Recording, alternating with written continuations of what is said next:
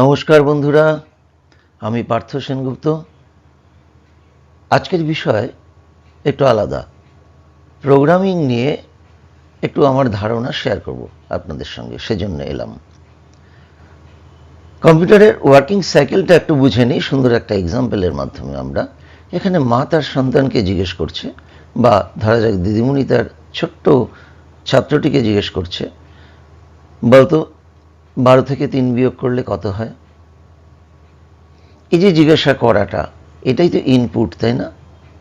আমি ওই ছোট্ট শিশুটির মাথায় ঢুকিয়ে দিলাম ডেটা 12 and 3 এবং ইনস্ট্রাকশনটাও দিয়ে দিলাম, that is minus what will be the result I want to know from the child. সেজন্য আমরা কি করলাম? ইনপুট করলাম। আচ্ছা, এবার কি করবে শিশু? মনে সেটার প্রসেসিং চিন্তা চলবে, কিভাবে রেজাল্টটা পাবো। সে কর গুনবে বা whatever it may be, সে তার চিন্তাধারা মধ্যে দিয়ে আউটপুট বের করার চেষ্টা করবে, রেজাল্ট। তো এই যে চিন্তা করছে এবং কাজটা করছে, দ্যাট ইজ কল্ড প্রসেস। এবার কি হবে? আউটপুট আনসার দিচ্ছে, ইটস 9, 9 উত্তর। আমরা জানি। এইবার এটাকে ভেবে নিই, রেজাল্টটা তাহলে আউটপুট। এবার শিশুটিকে সরিয়ে নিই আমরা, ওর জায়গায় কি এলো? কম্পিউটার। কম্পিউটারকে ওই একই জিজ্ঞাসা করছি, what will be the result 12 - 3। তো এক্ষেত্রে না বলে আমরা কি করছি? ইনপুটটা কি দিয়ে করছি? Keyboard. So keyboard is a standard input device, যার মাধ্যমে আমরা ডেটাটাও দিলাম, ইনস্ট্রাকশনটাও দিয়ে দিলাম। ক্লিয়ার? এবার ও প্রসেস করবে। কে প্রসেস করবে? কম্পিউটার প্রসেস করছে। প্রসেস করার পরে we are getting the result 9, that is the output। এবার এটা মনিটরের পর্দায় আমরা দেখতে পাচ্ছি। কিন্তু আমরা যদি বলি যে না, আমরা একটা প্রিন্ট আউট চাই, সেটাকে কি বলবো? Hard copy.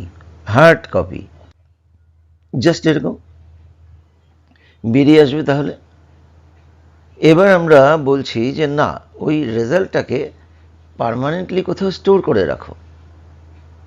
যেখানে স্টোর করে সেটাকে কি বলে? মেমোরি।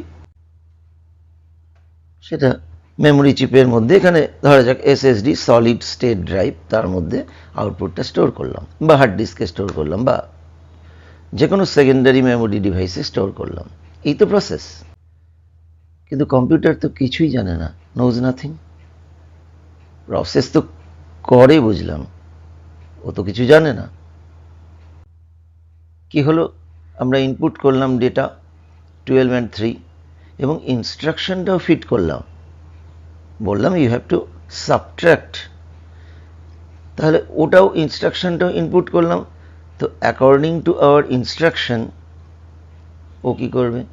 সাবট্রাকশন করবে, that is process. And finally we are getting the result output 9। সেটা যদি কাগজের মাধ্যমে নিয়ে নিই, তাহলে হার্ড কপি। আবার সেটা মেমোরিতে স্টোর করে নিলাম, একদম যেমন আমাদের একটা হোম টাস্ক ছিল, সেটা আমি খাতার মধ্যে সেটাকে সেভ করে নিলাম। তো এই তো প্রসেস। কিন্তু কম্পিউটার কি বলছে? ও তো শুধু 1 and 0 বোঝে। তো 1 0 তো লেখা সম্ভব না। সেই জন্য আমরা বেসিক্যালি ইংরেজি কিছু লেটার, কিছু চিহ্ন, কিছু সংখ্যা, এসবের মাধ্যমে আমরা ইনস্ট্রাকশন দিই কম্পিউটারকে।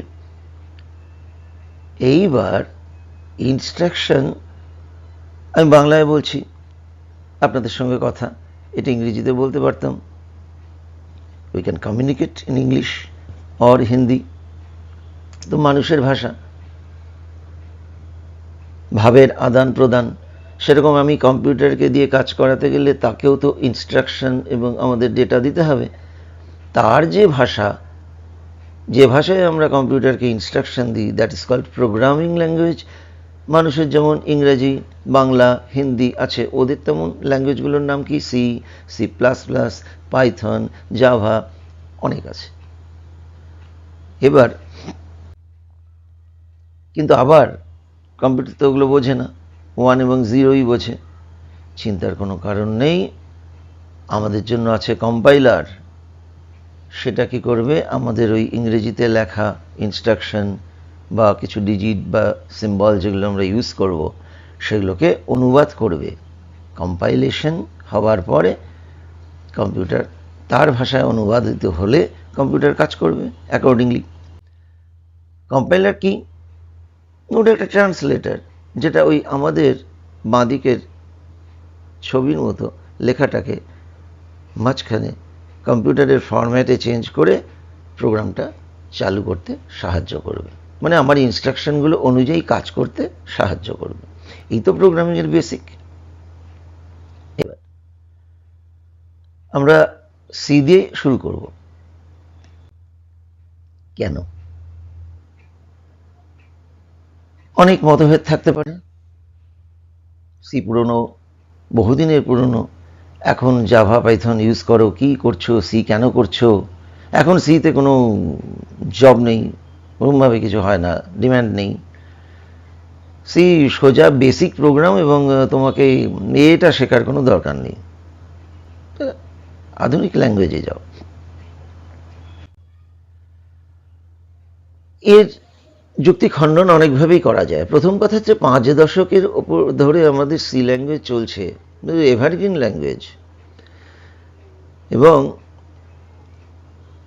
কম্পাইলার ডিজাইন করা থেকে শুরু করে অপারেটিং সিস্টেম ইত্যাদি সর্বক্ষেত্রেই ওই সি এর হাত আছে।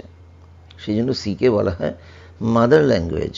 এবং স্পিড, অত্যন্ত দ্রুতগতি সম্পন্ন একটা ল্যাঙ্গুয়েজ, নিশ্চয়ই আমাদের একটা স্পিডটা ম্যাটার করে। আরও অনেক কিছু আছে, সে নিয়ে ডিসকাস করা যাবে। এখন আমরা পরবর্তী স্লাইডে দেখি।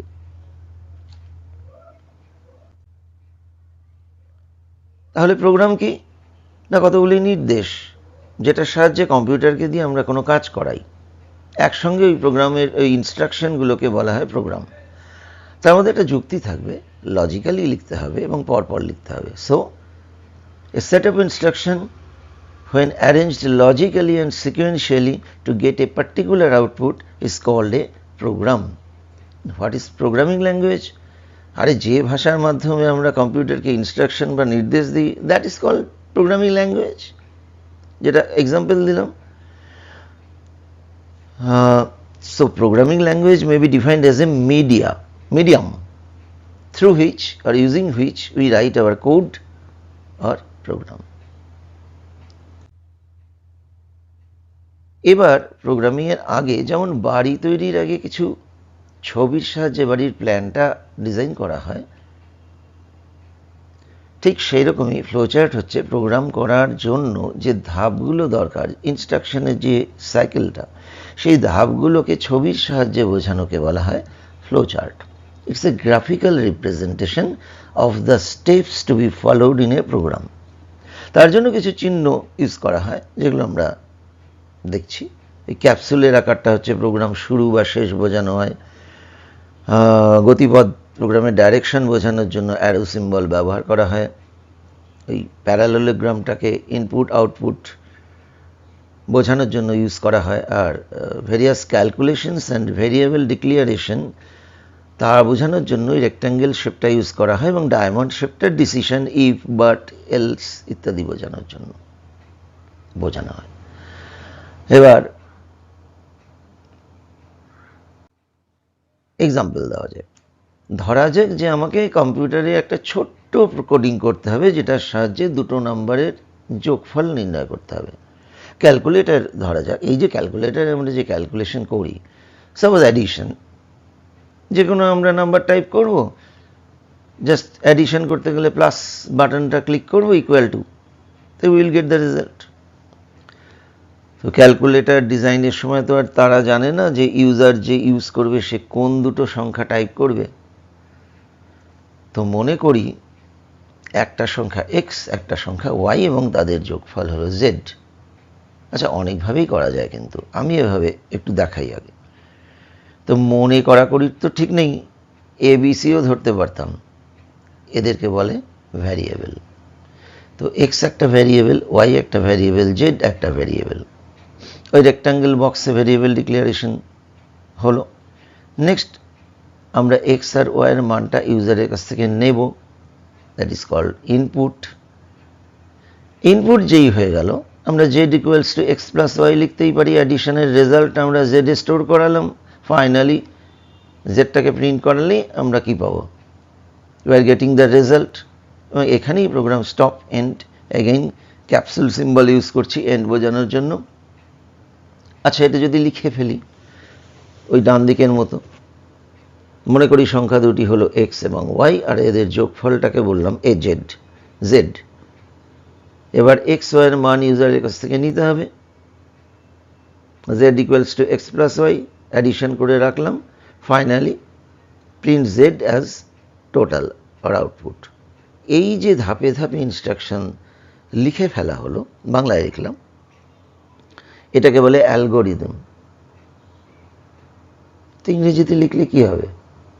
Declaring 3 variables x, y and z, now getting value of x, y from user, z equals to x plus y, and finally printing z as a total or output, end. এটাকে বলা হয় অ্যালগরিদম। আশা করি বোঝাতে পারলাম। এবার আমরা একটা ল্যাঙ্গুয়েজের সাহায্য নেব, প্রোগ্রামিং ল্যাঙ্গুয়েজের সাহায্য নেব, সেটা হচ্ছে সি। আচ্ছা, প্রত্যেকটা ভাষার একটা সিনট্যাক্স আছে। তো ধরা যাক যে আমরা বলছি যে ওই ছেলেটা আসছে বাংলায়, এটা হিন্দিতে কি বলবো? ও লড়কা আ রাহা হ্যায়। আবার যদি বলি মেয়েটা আসছে বাংলায়, হিন্দিতে কি হবে? লড়কি আ রহি হ্যায়। আর রাহা হ্যায় বললাম না তো, এটা কি হিন্দি ভাষা নিয়ম। সরি, হিন্দি কিন্তু জানি নি, মোটেই জানি না। যা হোক, ছোট এক্সাম্পলটুকু চালিয়ে দেওয়া যায়। তাহলে ওটা কি সিনট্যাক্স বা নিয়ম? কাকে বলে সিনট্যাক্স? প্রত্যেকটা ভাষার নিজস্ব কিছু নিয়ম আছে। ইংরেজিতে ফুল স্টপ, বাংলায় দাড়ি, এই তো। সেই নিয়মটাকে আমরা কি বলবো? সিনট্যাক্স। তো সি ভাষারও একটা নিয়ম আছে, যেটা স্মল লেটারে লেখে এবং যখন কোনো স্টেটমেন্ট শেষ হয় তারপরে আমরা একটা সেমিকোলন ইউজ করি। আচ্ছা, প্রথমে সফটওয়্যার ডাউনলোড করতে হবে। সি লিখবো কিসে? টার্বো সি প্লাস প্লাস, অতি পুরনো সফটওয়্যার, এখনও স্কুল কলেজে অনেক ক্ষেত্রে ইউজ হয়। কোড ব্লক আছে, ডেপ সি প্লাস প্লাস আছে, সবই ফ্রি। তাছাড়া আমরা অনলাইনে মোবাইলেও করতে পারি। জাস্ট ইউআরএলটা লিখলাম onlinegdb.com, online_c_compiler। এবার সি ল্যাঙ্গুয়েজ কিভাবে, ওর কমন স্ট্রাকচারটা নিয়ে আলোচনা করি। তো দুটো সফটওয়্যার দেখানো আছে, ওই বাঁ দিকে টার্বো সি প্লাস প্লাস, এদিকে code block, Dev C plus plus বা অনলাইন, যাই হোক না কেন। এখন কিন্তু এই ডান দিকেরটা ফলো করব আমরা। কি লিখলাম? আমি কিচ্ছুই ডিসকাস করব না এখন। ওই হ্যাশ ইনক্লুড অ্যাঙ্গুলার ব্র্যাকেটে stdio.h ইন্ট মেইন, আমি ডান দিক ধরে এগোচ্ছি, কার্লি ব্র্যাকেট শেষ, লাস্টে রিটার্ন 0। যা কিছু কোডিং করব, আমাদের যা কিছু লিখতে হবে ইন বিটুইন কার্লি ব্র্যাকেটস। এটা হচ্ছে স্ট্রাকচারটা। ওটাই টার্বোসিতে একটু ডিফারেন্ট হবে। আর একটা হ্যাশ ইনক্লুড conio.h নেওয়া হয়েছে, ভয়েড মেন, CLRSCR দেওয়া আছে, নিচে একটা গেট ch আছে। কিছু ডিসকাস করছি না। যে কোনো মোটামুটি সি প্রোগ্রামের এটা কমন বৈশিষ্ট্য, আমি এইটুকু কথা লিখে ফেলব। ডান দিকটা ধরে এগোই।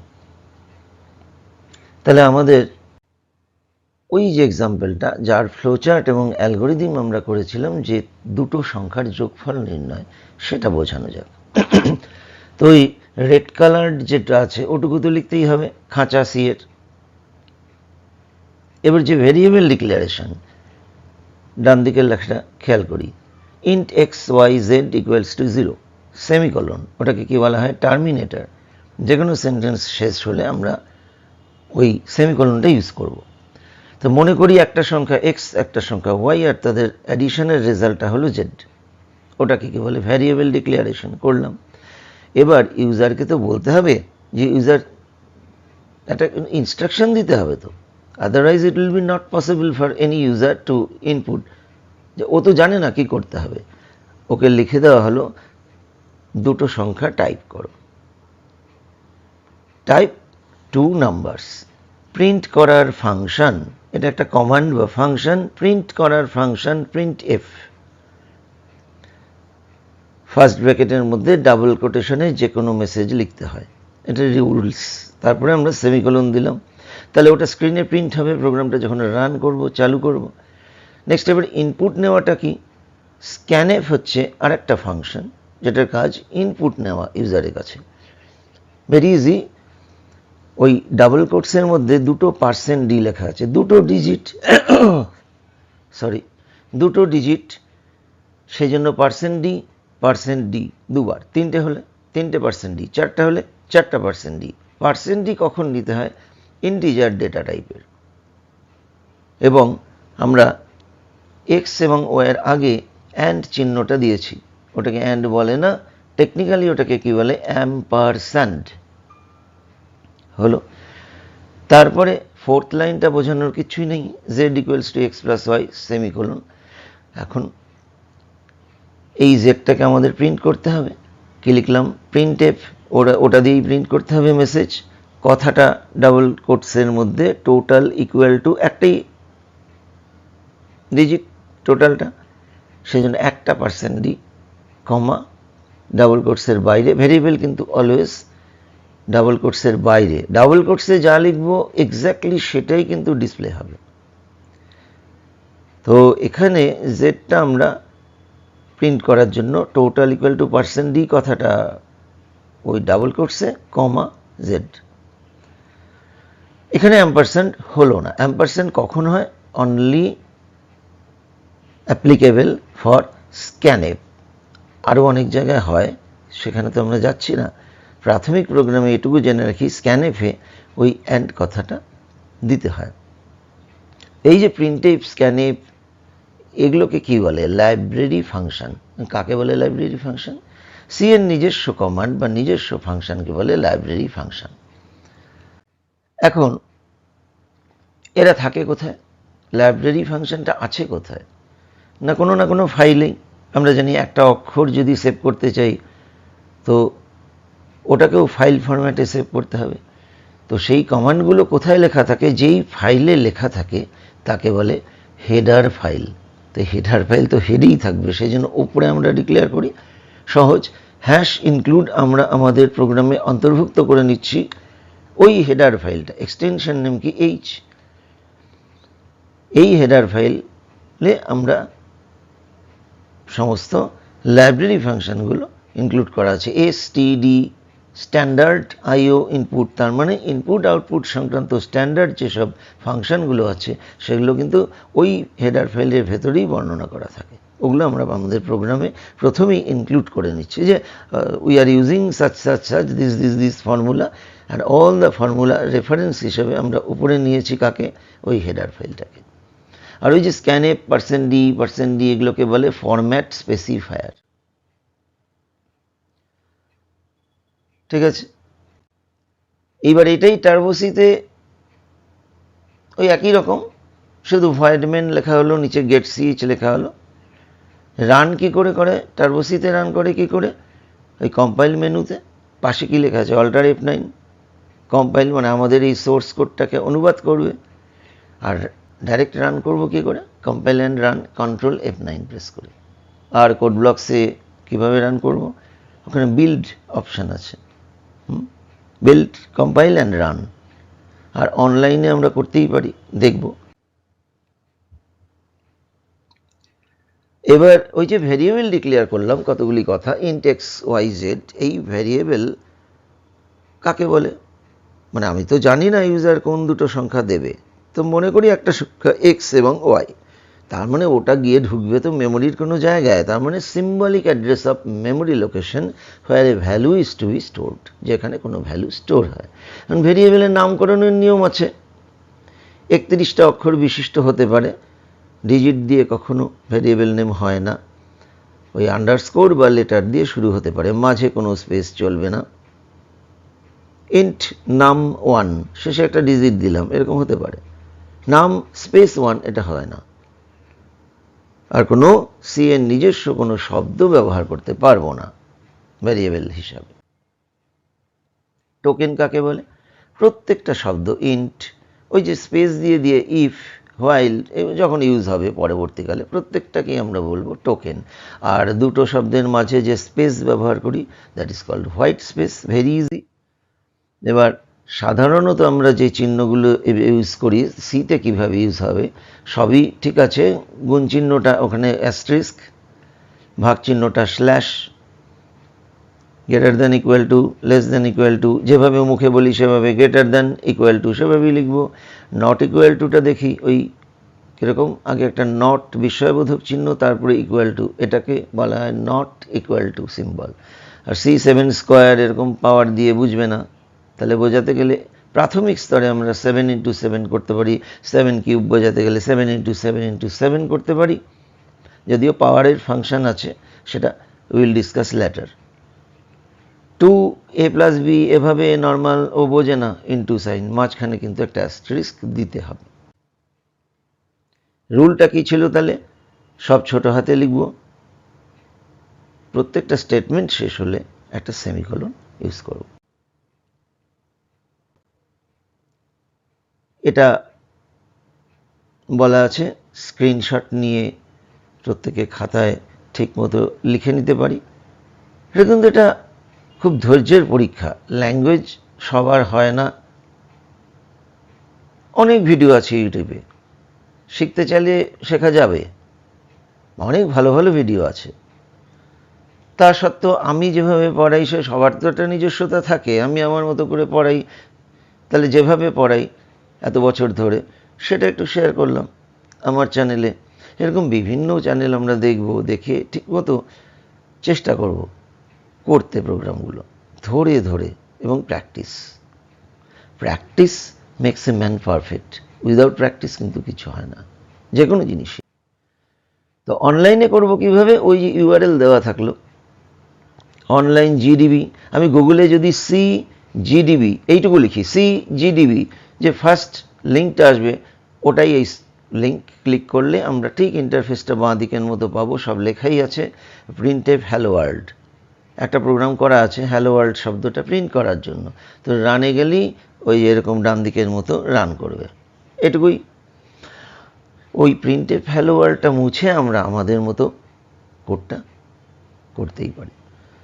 তো এভাবে আমরা শুরু করব। আজকের মতো এটুকুই থাকলো। আমি আশা করব আমার ভিউয়াররা যারা নতুন, যারা এটা দেখে সত্যি একটু শেখা শুরু করতে চায়, তারা ট্রাই করবে এবং কমেন্ট করবে এবং সাবস্ক্রাইব করতে ভুলবেন না ভিউয়ার্সরা। আবার দেখা হবে।